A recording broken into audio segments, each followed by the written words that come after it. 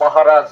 বাউল শিল্পী আব্দুল সরকারের নিঃস্বার্থে মুক্তির দাবি এবং দেশের বিভিন্ন স্থানে বাউল আখাউড়ায় হামলার ভাঙচুর ও বাউলদের শারীরিক নির্যাতনের প্রতিবাদে পাবনা ঢালাচরে বিক্ষোভ মিছিল ও মানববন্ধন করেছে ঢালাচর বাউল শিল্পী গোষ্ঠী।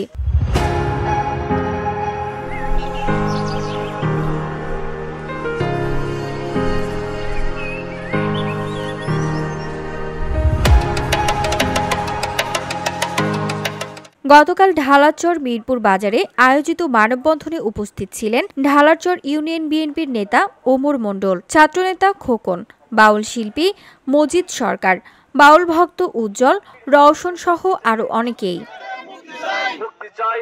এ সময় মহারাজ বাউল সম্রাট আব্দুল সরকারের নিঃস্বার্থে মুক্তি এবং দেশের বিভিন্ন স্থানে বাউলদের ওপর শারীরিক নির্যাতন ও বাউল আখাউড়ায় হামলা ভাঙচুর বন্ধের দাবি জানিয়ে গুরুত্বপূর্ণ বক্তব্য রাখেন উপস্থিত বক্তারা।